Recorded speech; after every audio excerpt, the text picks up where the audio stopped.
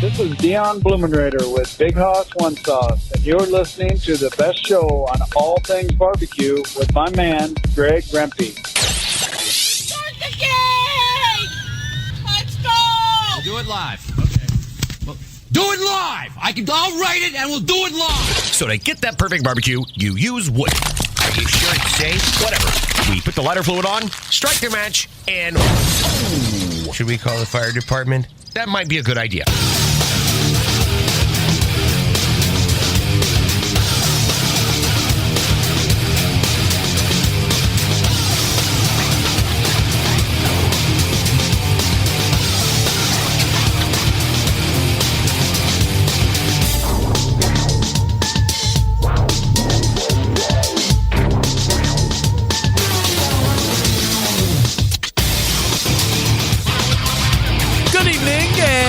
Welcome to the Really Big Barbecue Central Show.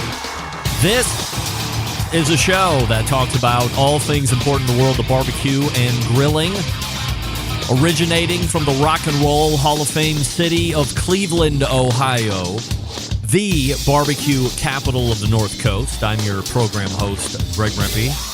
Happy to have you aboard here for your Tuesday night's live fire fun and frivolity show.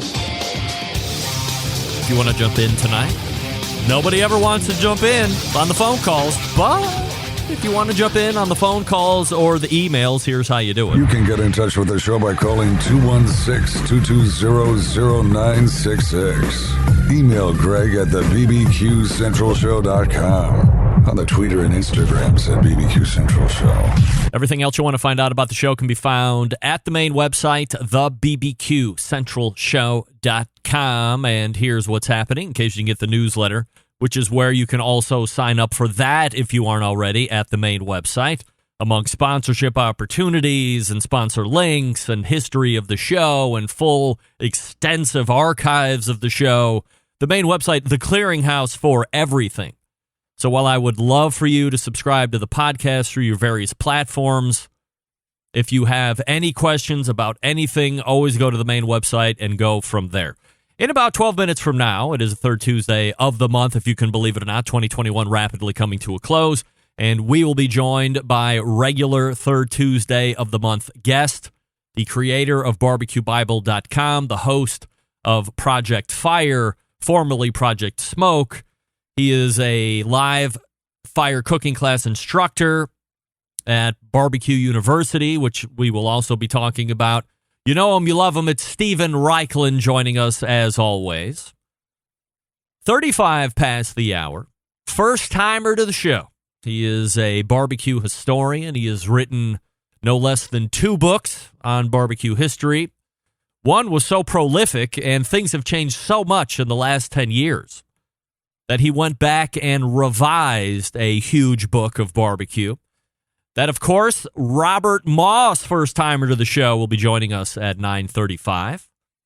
And for those of you who have not caught Robert on other shows or read his writings at robertfmoss.com, you can check him out right here on this show for your first time this evening with a little background about him and his introduction and history with the live fire industry, and we'll talk about writing and journalism. We'll talk about that book, and then we'll get into some general barbecue topics, not the least of which would be what 2 or 3 things have changed or have been the biggest changes causing that rewrite of the book. So stay tuned for 35 past, a first-time visit with Robert Moss, and probably won't be the last-time visit.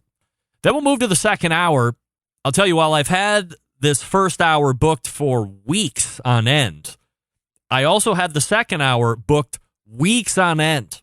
And then overnight, and I have no idea if this is holding true as to why this happened, the second hour took a large dump, and that was it. So quickly throwing out lines to see who could make it. And stepping up to fill the void, none other than Weber's pitmaster and grillmaster, Kevin Coleman will be joining us from Weber Grills. So last week, Meathead and I talked about Weber's latest introduction with their smart grill technology or connected grill technology, both on the Genesis and Spirit line. That will make its way into conversation. We'll talk smoke fire. We'll talk about a rebrand on the Summit Charcoal Grill as well. You might find that interesting. Bunch of stuff. Plus, there's a travel grill that might be introduced later in the year. So Kevin Coleman will help us round out this show. Your phone calls and emails as well, 216-220-0966, or Greg at thebbqcentralshow.com. You can follow me socially if you don't already. Instagram, Twitter, TikTok, and the snaps at BBQ Central Show. Facebook and Twitch have a live video stream. You can find me there on those respective websites, /BBQ Central Show. Video stream also on the tubes, /RD Rempe.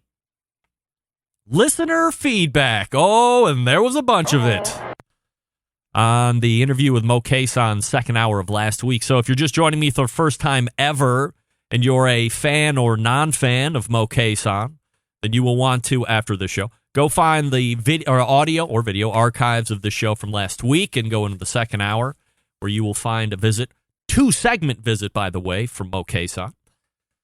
Here is a smattering of reaction, and I'll sit here and tell you that over the course of the week and through hundreds of emails and social media direct messages and non-direct messages, by and large, running 50-50. The lead up to the interview with Mo, anticipation running 50-50. So after the fact or post-interview, it was both heartening and a little shocking that we ran 50-50 on the feedback. For instance, Dennis in Colorado loved Mo.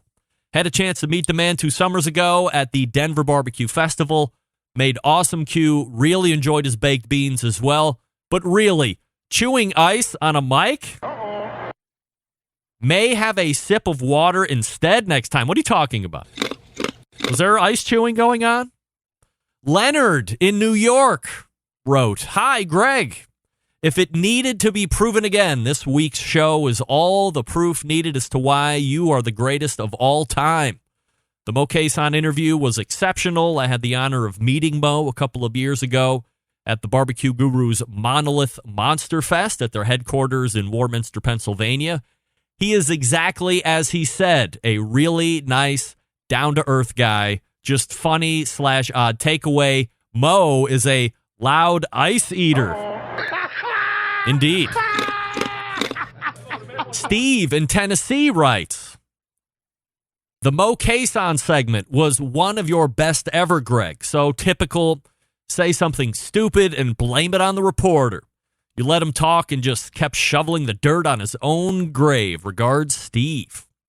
Ron Happ jumped in. "I'm a humble guy. Munch, munch, crunch, crunch. If I say your food is raggedy, then it's raggedy.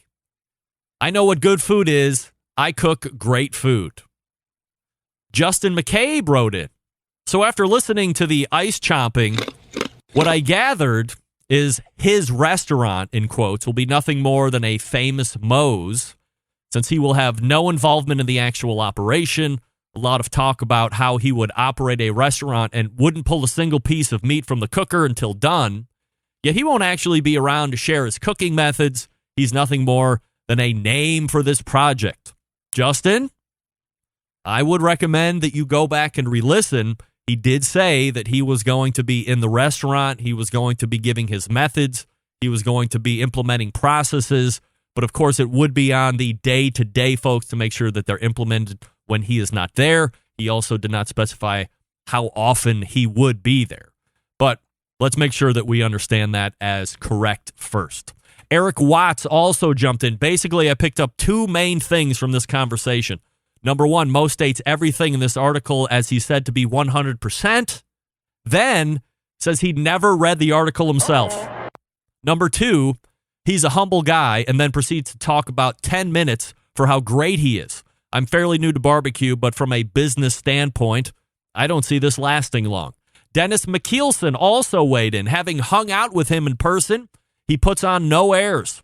After he taught his class, he sat down on a cooler and was just a normal guy. He definitely has a special place in his heart for veterans. Vincent Eck also jumped in. I don't know if I'm saying your last name right, Vincent, so I apologize if I'm not. Having been listening to him, the man sounds passionate about what he does and wants perfection. Isn't that what we all strive for? Corey Gardner also wrote in, he's a friendly face is all. I know him personally. He sold out years ago. I was 16 and destroying him every damn weekend. He's a mediocre cook at best. Larry Durden with the final weigh-in as we go to the first break and get ready for Stephen Raichlen. Greg, thank you for that interview. It was entertaining. There you go. So, as you see it, a 50-50 split, more or less, on the Mo Cason interview. A lot of you pointing out the ice chomping. I get it. Some of you saying, hey, this is Mo. This is who he is. I'm down with the brand. I'm down with him. Let's stick with it. Others saying, I'm not down with what he did. Everybody's got an opinion, as Mo said. His opinion. I will give you my take at the top of the second hour. Stephen Raichlen is ready to go, so stand by. I'll talk to you quickly about Green Mountain Grills, some of the best pellet cookers out there on the market today, and my words only, getting jobbed right now in the barbecue world in legal ease. We don't like that. Come on now. In the meantime, you still have a choice line of Green Mountain Grills to choose from. You also have a prime line of Green Mountain Grills to choose from. You also have a Prime Plus if you want. Now, if you're like me, you don't have to have all that technical stuff. If you just want a great pellet cooker that's easy to use, get the choice line. You can save a couple bucks. It comes in both the Jim Bowie and the Daniel Boone sizes. If you want to spend a couple extra bucks because you like technology, you want app control, you want ability to adjust those cookers, you want peek-in windows on the main cooking chamber and pellet hopper, internal meat probes, all that fun stuff, Prime Line is going to be one that you want to take a look. If you want to step it up even a notch more with actual headlights in the cooking chamber, Prime Plus. More robust builds on the Plus and on the Prime. But again, it's all up to you. If you're somebody that knows their way around a cooker and you just want something that's going to keep nice and even temperatures, I would say go with the choice line. Otherwise, make sure that you are up to speed on all the other stuff. They sell through dealers, right? So go to greenmountaingrills.com and check out where the nearest Green Mountain Grill dealer is to you. And then you can go see them in person. Ask all the questions you want there to the sales folks on the floor. They are trained to answer and make sure you have success right out of the box. Pellet grills are hot. They will continue to be hot in 2021. And there's certainly no better option than Green Mountain Grills right now. GreenMountainGrills.com. That's GreenMountainGrills.com. We're back with the one and only Stephen Raichlen. Stick around. We'll be right back. You're listening to the #1 most downloaded barbecue and grilling podcast anywhere. The Barbecue Central Show.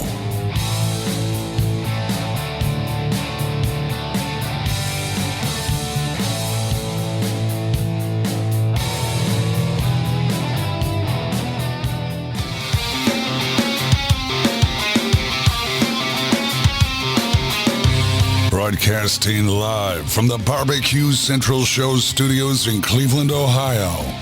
You're listening to the Barbecue Central Show. Once again, here's your host, Greg Rempe.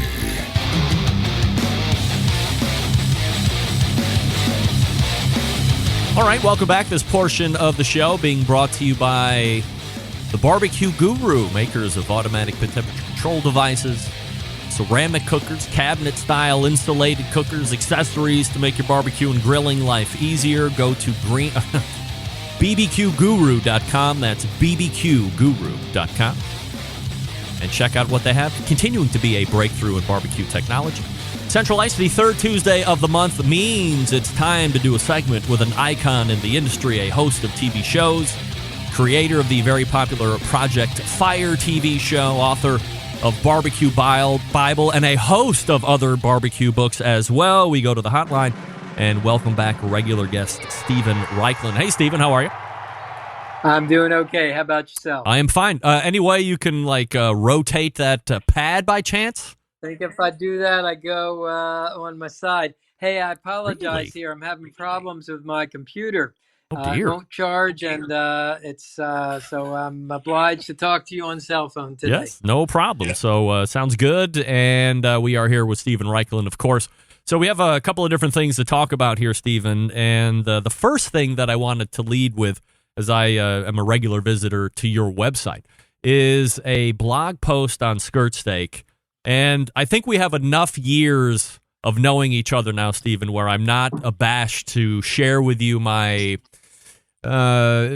inequalities when it comes to having sampled meats and other various stuff here. Now, this isn't going to be another caviar conversation, is it? No, absolutely not. I have had skirt steak 2 or 3 times, but I have to say, it's not normally on my radar. It's not normally something that as I go into the butcher or if I'm just in the meat case at the grocery store that I'm looking for. But then I see a post on your website and immediately I'm re-inspired to say, hey, this is something maybe I should be looking more into. And so let's talk a little bit about skirt steak and where it comes from. I know there's this like inside skirt steak and outside skirt steak, and we can hash it out from there. But let's talk a little bit about skirt steak on the whole from the top. Okay, basically, well, steaks come from 2 basic parts of the steer, right? You've got steaks from the top part of the steer, eating high off the hog, you'd say, if it were a pork. And that would be your rib steaks, your rib eyes, your filet mignon, your New York strips. And then you've got your belly steaks, which are thinner, much more fibrous, tougher intrinsically, but loaded with flavor. And your belly steaks include flank steak. They include skirt steak, which is one of my favorites. I think originally it was popular because it was cheap and flavorful. Today, it's not so cheap all the time. It was really popularized by Tex-Mex food, a dish called fajitas. Fajita means girdle, literally in Spanish, and that is the Mexican-Spanish name for a skirt steak. You're talking about a piece of meat that's maybe a quarter to a half an inch thick. It's maybe 3 inches wide, and it can actually be quite long. It is well marbled, but characterized by these transverse fibers. So the key to cooking skirt steak, hot fire, quick cook. Don't take it more than medium rare, and most important, slice it very, very thinly across the grain so you shorten those meat fibers. Is there a difference? I mean, obviously the words would tell you there's a difference. Or what is the difference between outside and inside skirt steak?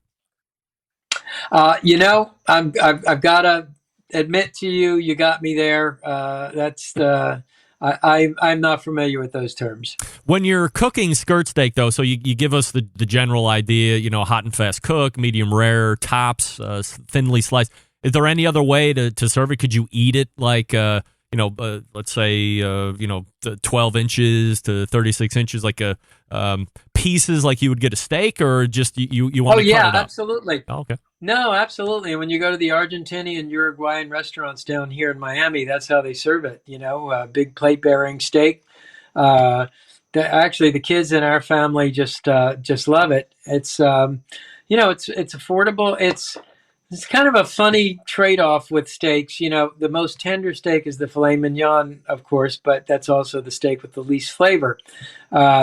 You get to something like a skirt steak or a hanger steak, and they are loaded with flavor, but, they're a little tougher, a little bit more fibrous. Do you think that filet mignon is popular on menus because people tell you it's good, or do you think that the popularity of filet is solely due to the fact that it is so much more tender than most of the other cuts available? Well, I would say, first of all, it's easy. We like things easy in America, and we like our steaks tender, and we like things like cuts, phrases like that slices as though a hot knife through butter and stuff like that. I'm personally not a big filet mignon eater unless you marinate the hell out of it. When I do get filet mignon, I'll do like a Korean bulgogi marinade or something with a lot of flavor to beef up the flavor. I have to tell you, I hate filet. I don't want to look down at anybody that says that that's their favorite cut, but I mean, there's easily 10 other cuts of steak that I would rather have before filet. And by the way, for, as easy as you say, if you want anything past medium rare, it does become quite an obstacle to cook, because typically if you're going anywhere that's decent, they could be 2 inches thick or 3 inches thick or 4 inches thick. And if you tell the waitress or waiter, if you're out at a restaurant, that you want a medium plus filet, there's just no way in hell that they're going to execute medium plus. They're going to do medium rare at best, and it's probably going to be medium rare minus more than medium rare plus. So I think that it is actually probably a more difficult piece of meat to cut than most of the other stuff. To cook. There is actually a way to do that. Not that anybody would want to do it medium plus, but, you sear it on the top, the bottom, and the sides, and then you put it in the oven, or I guess on a grill you would indirect grill it, and you can take it to this as well done as you might wish for. That's not something I would do. By the way, I have a recipe in my book, Project Fire, that's about the best way I know to cook a filet mignon. All right. And first of all, it's dry brine. So you hit it with salt and you let it sit for a couple of hours. The salt pulls out some of the liquid, the juices that can reabsorb. And then I do what Adam Perry Lang calls a board sauce. So the hot filet goes on top of a mound of raw chopped garlic, chili, cilantro, scallions. You douse it with olive oil, and then you thinly slice the steak on top of all those ingredients. The heat of the steak partially cooks them. Slicing them chops the vegetables, the whole thing, mix up the steak juices, the olive oil. And that really is a pretty spectacular dish, even though it is filet mignon. Stephen, I had mentioned at the top that you are the host of Barbecue University, and you have been doing that for has it been 14 years or maybe even longer? It's actually coming on our 20th year, believe it or not. Yeah, so quite a while. Yep. What is the status of Barbecue University this year?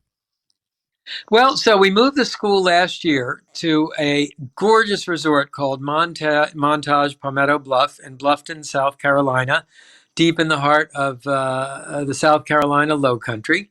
COVID hit, of course. We did manage to get a class done with COVID safety last year, and we were uncertain where we were going to be there this year, but we just announced about a week ago that Barbecue University will take place. It's over Father's Day weekend. That is June 17th through 20th. We'll be putting the enrollment information up on my barbecuebible.com website in the next week or so. And I'm really excited about it. It's a very cool place.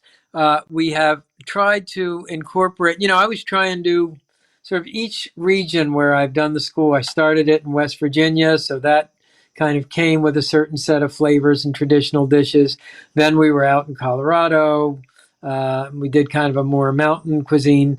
Now we're down on the Gulf Coast, so you can imagine that oysters, shrimp, fish will figure very prominently in this year's menu. You going to be doing any classes on whole hog barbecue since you're going to be down there too? Actually, I'm hoping to get the original whole hog guy over to be a guest lecturer for us. Rodney Scott? You bet. Wow, yeah, that would be insane. Now, Rodney, if you're listening, you don't know this yet because I haven't reached out to you, but that is my hope and plan. There you go. That's the preemptive invitations as we are sending them out here on the Barbecue Central show. What is the history of the school? Like, how did this whole thing come to be? You had been on PBS for any number of years. That's where I first found you and fell in live fire love with you. But where does this Barbecue University idea come up? Is it something where somebody says, "Hey, Stephen, you should put on something," or do you pitch it around and see who takes it? Well, first of all, got to make sure we have an adult audience listening to your show because there may be a controlled substance or two behind this story. All right. But after the Barbecue Bible came out, one night I sat down, and it was a night that may or may not have been substance enhanced, and I made a list of all the things I wanted to do with barbecue. And let's see, one of them was I wanted to do a TV show, I wanted to do more books, I wanted to create a website, I wanted to create a line of products, I wanted a foreign presence, I wanted to take my message, to some of the foreign countries where I speak the languages, and I also wanted to create a school called Barbecue University. So I wrote that down on that list. I kept the list in my wallet like I always do when I want to accomplish something. And lo and behold, I had been a guest instructor at the Greenbrier at their cooking school in West Virginia. And then the opportunity, I had this idea, Barbecue University. I proposed it. The Greenbrier liked it. And lo and behold, Barbecue University was in business. Now, it was there for quite a number of years. So did you sign did you sign like a 3, 4, or 5 year contract right off the bat, or was it always a year to year, let's see how it goes? That's an interesting question. I don't actually remember, but I do remember that life 20 years ago was a lot less legalese and a lot more done by handshake than it is today. So I think it was probably just a handshake. Stephen Raichlen joining us here on the show. BarbecueBible.com is the website, of course. There is the Grilling Vegetables book that we are hoping to see this year at some point, potentially. You're going to see it in May. I think the official pub date is May 1st or May 7th, something like that. But actually, tomorrow will be a day of celebration. The photos for the book went off to the color separator on Friday. The manuscript is going off to the printer. Probably the whole manuscript went off today. And I've just been reviewing the cover, and that will go, my corrections on that will go in tomorrow, and will be, the book will be at the printer this week, and thus out of my hands, which is a wonderful, wonderful stage to be at for a writer, because you think you write the book, you finish it, you hit send, that's it, but man, it comes back to you again and again and again and again, and once it goes to the printer, there's nothing else you have to do with it. So that feels real good. I don't think there's any more prolific writer in the live fire industry than you are. Do you already have another book that's already been started, or at least conceptualized? Well, I've got a couple of books on the back burner that I'm thinking about. Nothing under contract yet, but one is a possible novel involving the barbecue world. You may remember that a half dozen years ago I wrote a novel called Island Apart, now reissued with the original title, which is The Hermit of Chappaquiddick.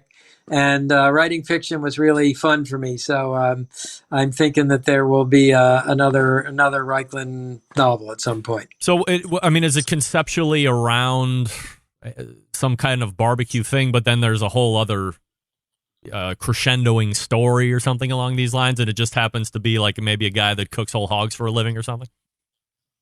Ultimately, any novel that's sort of set in a milieu that's highly technical, like barbecue or like horse racing, or like 12-step programs. I'm thinking of all the whodunits. What really makes them interesting are the characters and the situations. And in a way, the world that you describe, in this case, if it were the world of competition barbecue, that would be spice, but it would not. The reason people will want to keep turning the pages is because of the characters. Stephen, you're in the process of editing The Killer Barbecue? Editing The Killer Barbecue. Like Hold the Meat show for the Project Fire. Oh, right. Yeah. I'm sorry. Yeah, that particular show is called Killer Barbecue Hold the Meat. Right. Aha. It's our vegetarian show this year.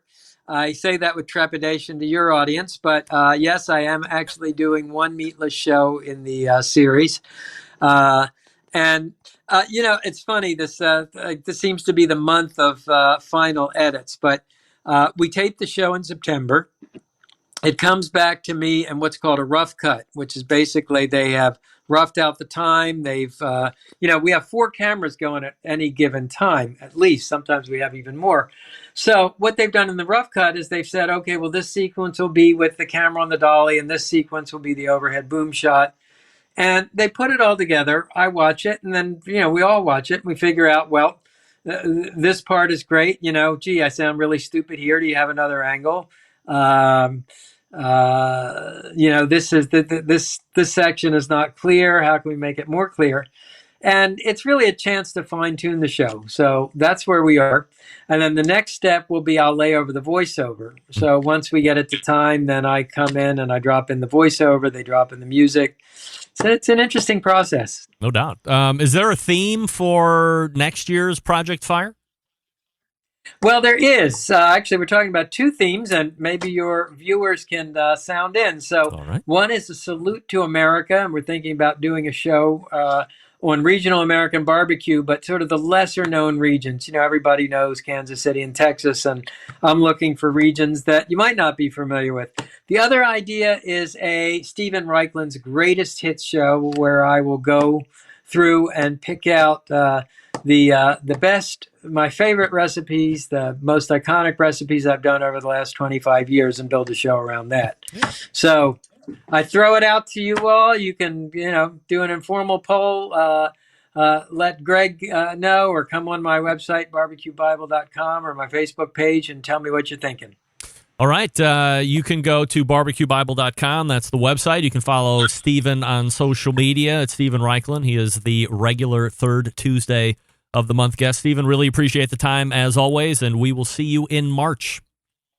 Absolutely, and I hope I'll be back on my regular computer by then. Thanks no problem. A lot. You do a great job. Grill on, everybody. All right, there he is, Stephen Raichlen, right there, showing up on the show the third Tuesday of every month. That's right, Dino Dan weighing in on what might be inspiring Stephen Raichlen. He says hippie lettuce. I thought of the same. I don't think he's going down Sam the Cooking Guy's area of expertise and history.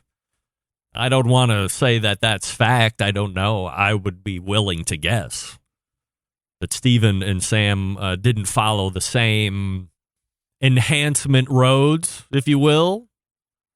By the way, I did see this coming across as well. It sounded like somebody might be lobbing a phone call in.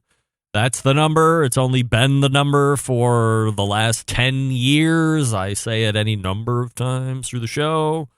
216-220-0966. Email is Greg at thebbqcentralshow.com. All right, let's go ahead and make room for Robert Moss.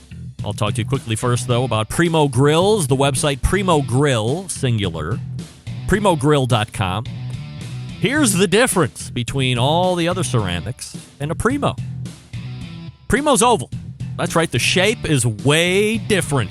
So your eggs and your Kamado Joes and all the other ones, they're round, of course. And while you might think you have the ability to do a true two-zone cook, not really, not with round.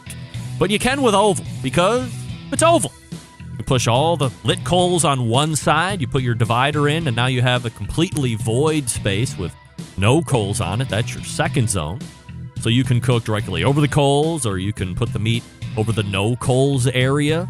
You have true two-zone cooking right there on the Primo. A number of sizes to choose from in the oval section. You have the extra large. You also have an extra large Jack Daniel's edition. You have a large, and you have a junior. Now, if you can't get out of your own way, or you seem not to care that much about two-zone cooking, but you want to have a Primo instead of anything else, good news. Primo also makes round ceramic cookers if you have to have a round one. They also have an extra large gas ceramic cooker. So if you're looking for something to really get the neighbors talking, you can say, oh, well, I have a ceramic gas grill. And watch their heads explode. Primogrill.com is the website. Once again, that's primogrill.com. And we will be right back with first-time guest Robert Moss right here on the show. You're listening and watching the Barbecue Central Show. Stick around. We'll be right back.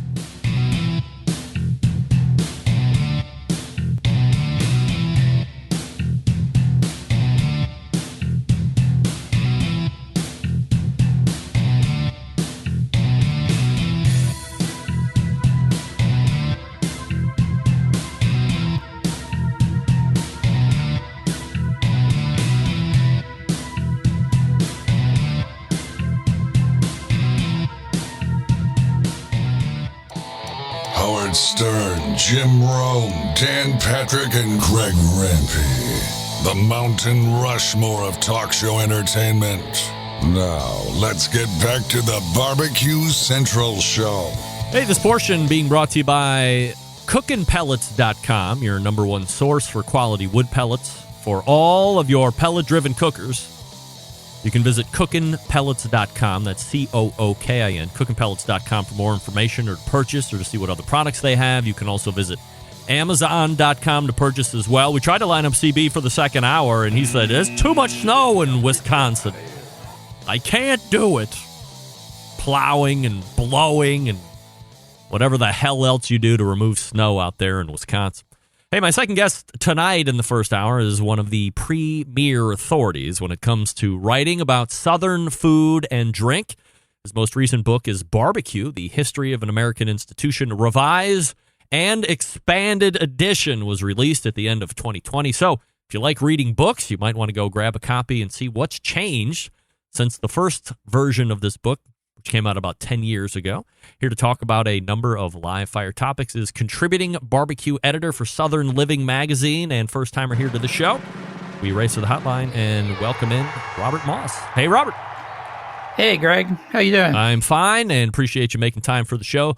Glad to meet you virtually here, Yep. And I've been meaning to get you on the show for some time now, and, like all my best laid plans, I mean to do that, and then 50 other things come up, and eventually it bubbles up, and here we are. So before we get into some of the barbecue topics that we wanted to banter back and forth about, maybe just a quick background about yourself, where you grew up, and where you're headquartered at right now. Yeah, well, I'm a South Carolinian, so I grew up in Greenville, South Carolina, in the western part of the state, but I'm now in Charleston, down in the eastern part of the state. I've been down here since 2002, so almost 2 decades now, but definitely a Carolinian through and through. I assume barbecue, being a Carolinian through and through, has always been something you have been around or at least been taking part in some form or fashion? Yeah, absolutely. I vaguely recall as a really small kid going to what you might call a pig picking. I don't know if we called them that back then, but where there was a whole hog laid out. But I don't remember that it being barbecue being a huge part of growing up in South Carolina. I was in suburban Greenville mostly. And so it's usually, the occasional barbecue or stop by a restaurant, something like that. So it really wasn't until, and that was at a period, this was in the 80s and 90s when barbecue was pretty low and sinking on the American restaurant scene before its sort of remarkable revival. So it really wasn't until I was probably, college age that I really started getting into barbecue in a big way, in the sense of first, eating at restaurants and then starting to cook stuff in the backyard. Did you think that maybe barbecue was just going to go away? I mean, it's been around for hundreds of years, steeped traditions, going all the way back to the slave days, obviously. But did you think it was going to go away?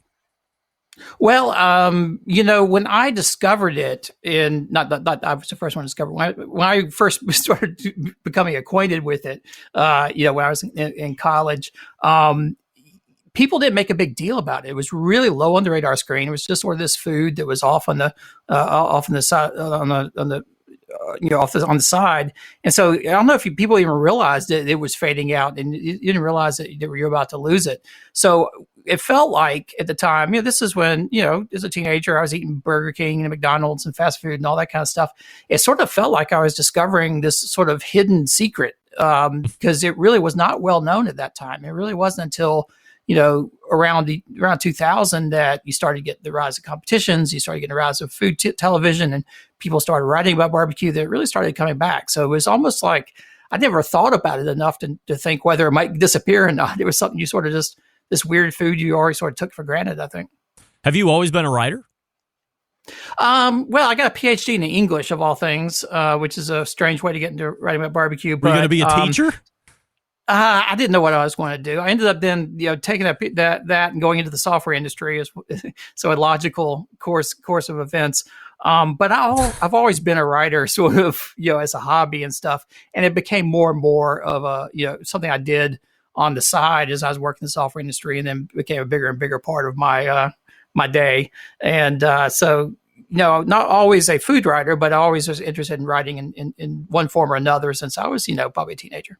So I probably misspoke. Dr. Robert Moss joining us here on the show. RobertFMoss.com is the website if you want to check it out here while we're talking. You have revised the book that I had mentioned in the open because you said that so much has changed over the past 10 years.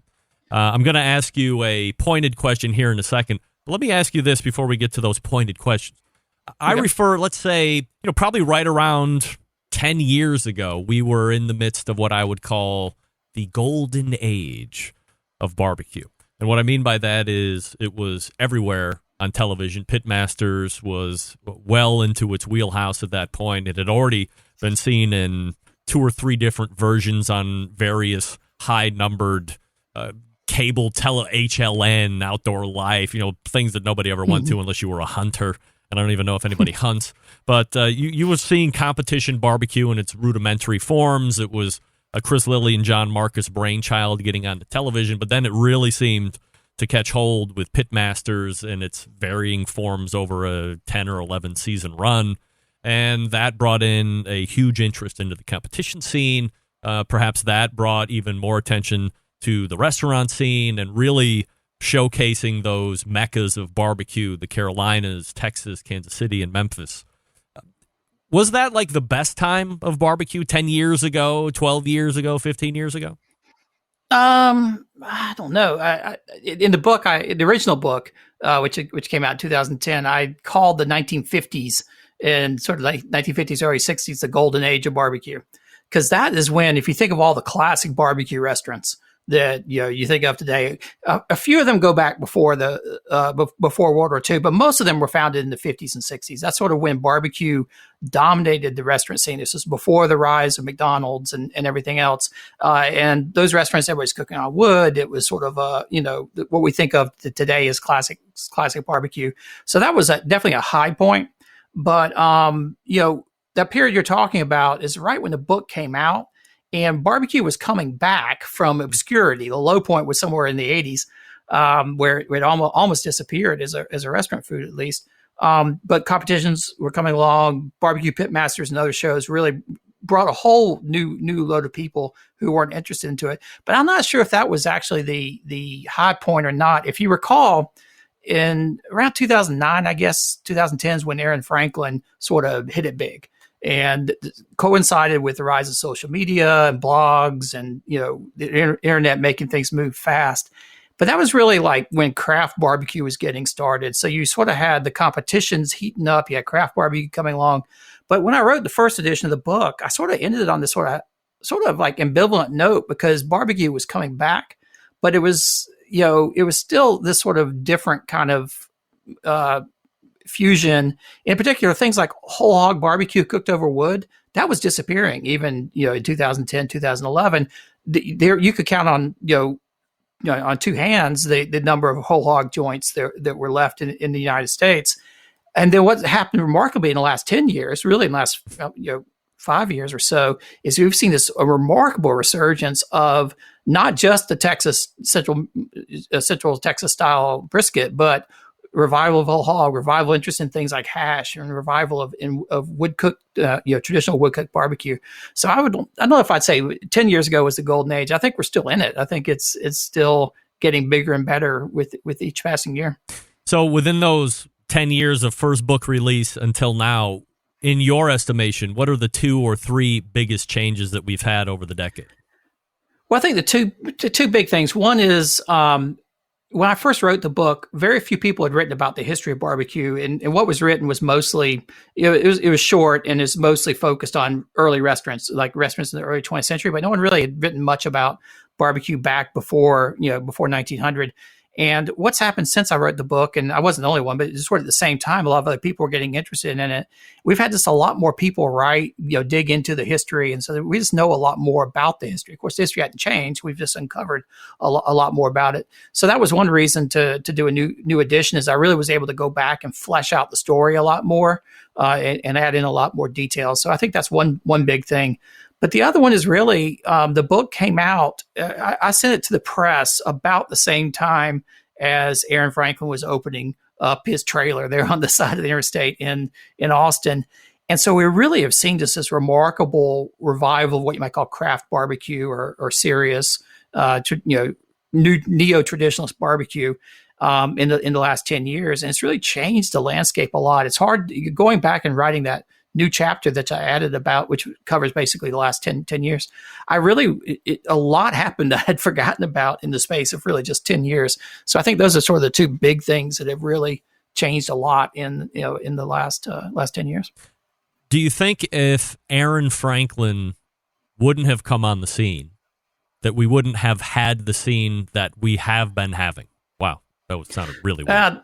Yeah, that's like one of those big historical, questions. I don't believe in the great man theory of history per se, in the sense that if Aaron Franklin hadn't come along, somebody else would have. There was so much else that was sort of a ferment, and other things were happening. He just sort of happened to be in the right place at the right time, and had the right look and everything, and sort of I think struck a chord. But I think I think America was ready for that kind of sort of old school, traditional, sort of very focused type of revival. And it sort of, happened at the same time that all of a sudden we had the internet, we had social media, and ways that these things can just spin virally. And what's really amazing about if you look back at how Franklin blew up, he blew up so quickly in less than a year, really a matter of months. And it happened because Daniel Fong went down there back when he was right. I think he was still right before he was Texas Monthly. I think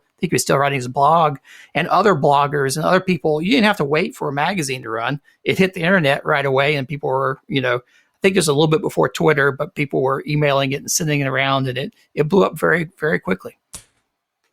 If it wouldn't have been Aaron Franklin, do you have any guesses on who the face would have been? Would it have been Tootsie at some point, or would it have been, the guy at Kreutz? Who knows? Yeah, probably not Tootsie, because I don't think people would have gone out and discovered Snow's if they hadn't first sort of gotten really interested in it. It could well have been the Lockhart places may have done it. I think Sam Jones, from Skylight Inn, yeah, he's a good candidate, because the difference between someone like a Tootsie and Aaron Franklin is obviously that their ages are different. One's younger, sort of hipper. I think Sam Jones is very different than Aaron Franklin, but he has that same kind of charisma and appeal. Of course, he if you read his book and if you talk to him, when he first sort of got into it, he wasn't, he was very shy. Wasn't sort of made for TV, if you will. But I think someone like that, and Rodney Scott's another good example, I think someone like that would have, stepped up and emerged as sort of the face of the new barbecue revolution, if you will. Where do you see the next 2 to 3 years of barbecue? Is it going to be a lot of the same, or is it going to be even more growth across all sections? Yeah, it's so hard to say for sure. Obviously the pandemic has thrown a wrench in everything. But barbecue is actually, compared to other restaurant genres, obviously the barbecue guys were struggling like anybody else, but they've actually done well. And you have a lot of people sort of moving into barbecue as sort of a more takeout friendly format. I don't know for sure, but I think you're seeing the rise of a lot of new barbecue places, new barbecue hotbeds, if you will. I think Los Angeles is really interesting what's going on out there. I think you may see some really cool stuff emerge out of Los Angeles in the next couple of years. All these pit masters there sort of went to Texas and sort of cribbed the brisket technique, but now they're going back and they're really digging into their own heritages. They're starting to sort of integrate barbecue with all the other flavors and background that's in Los Angeles. And so there's a really interesting scene happening out there.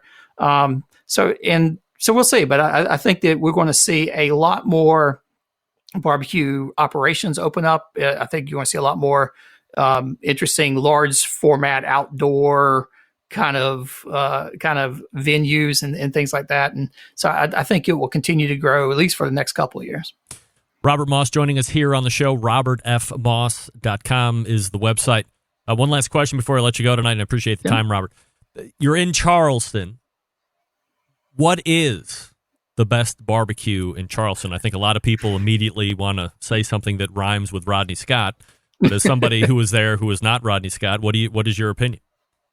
Well, I think I lived through the rise of Charleston barbecue. When I first moved down here in 2002, I always will point to the Bessinger family. So that's Melvin's and Bessinger's, which is sort of the original Midland style South Carolina barbecue. So your mustard sauce and your hash and rice.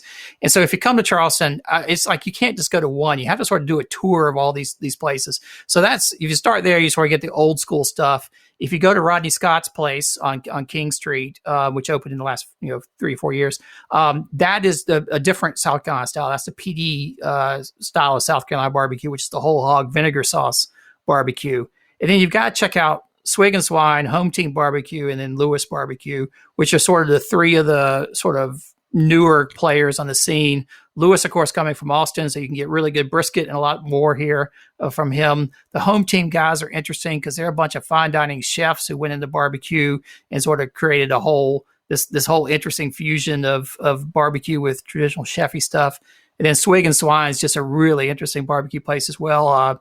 Guy who used to be a cook on a submarine, came through the fine dining scene here in Charleston, but now cooks whole hog and all kinds of other things here in Charleston. So if you go get those, you're going to get a really interesting cross section of South Carolina styles and styles from all over the place. You have any love for Two Smoking Buttheads? Not sure who the Two Smoking Buttheads. Oh my God! The guy told me he was like the best barbecue restaurant in South Carolina. That people, you don't know Two Smoking Buttheads? They're a competition team, but then they also have a restaurant. Yeah. Which part of South Carolina are they in? South part. Yeah, one of the Carolinas. Yeah, it's not around me, but yeah. Yeah, nice. All right. I'll have to check it out though. They've got a good name on them.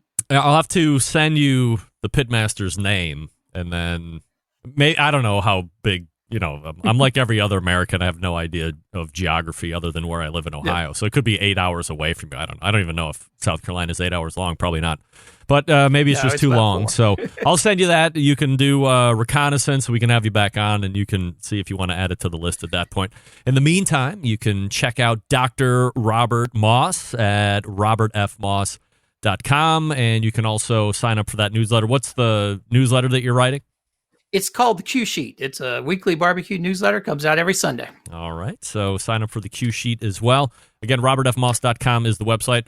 Robert, really appreciate you coming on tonight and letting us get to know you and talking about a few barbecue topics, and look forward to doing it again soon.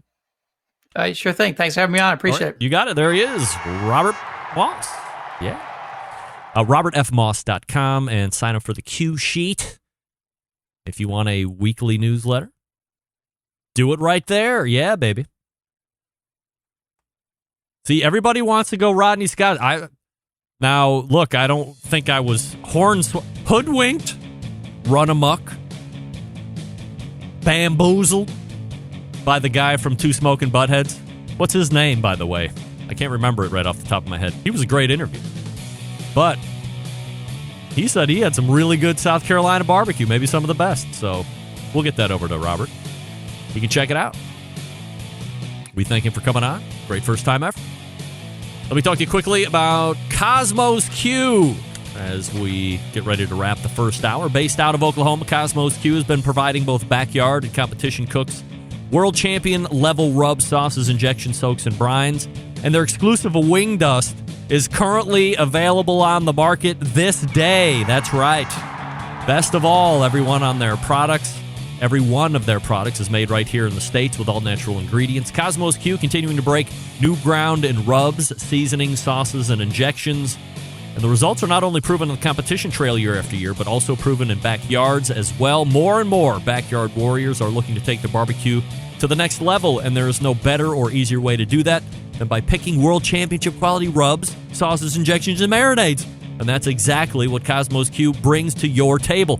Not only is the barbecue game covered, but there's a whole line of products to help amp up the grill game as well. By the way, Cosmos knows a little something about doing that grill thing. By the way, he's a world champion steak cook, if you didn't know that. Now, I know I've done a great job already trying to convince you at giving Cosmos a shot. If you haven't already, maybe you're a big customer. But if you need one more thing to push you over the edge, let me give you a promo code. It'll save 10% off your entire order each and every time you visit the website. By the way, that's KOSMOSQ, the letter Q.com. You can use promo code BBQ Central at checkout, get 10% off the entire order. Snowed in, like most of us are today, no problem. You can use that checkout code right now and stock up on everything you need when barbecue season rolls around. If you're able to cook outside all year round, or you're just macho and like to cook outside in the cold, you can use it to stock up on everything you want. Once again, that code is BBQ Central, 10% off at checkout while you're on the website. Be sure to check out their very popular recipe blog. And did you know they have quite the extensive YouTube channel as well? So if you aren't subscribed to that, head on over to YouTube, ring the bell, subscribe, and be alerted to their new content. See why Cosmos just wins. The website Cosmos Q, that's Cosmos with a K, Q, the letter Q.com. BBQ Central for 10% off. All right, we're back to wrap the first hour. Stick around. We'll be right back. You're listening to the #1 most downloaded barbecue and grilling podcast anywhere. The BBQ Central Show.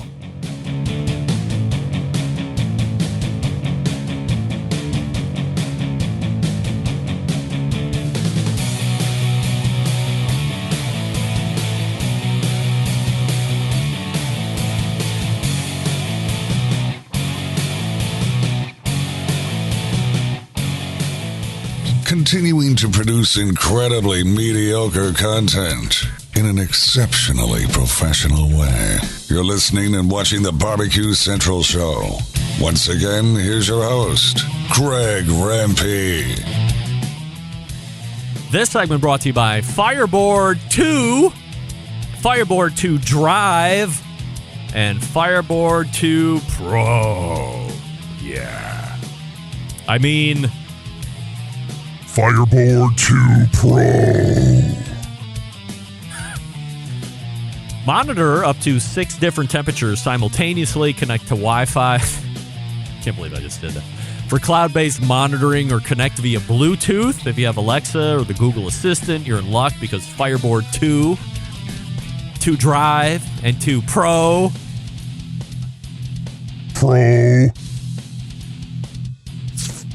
Fully integrated with both.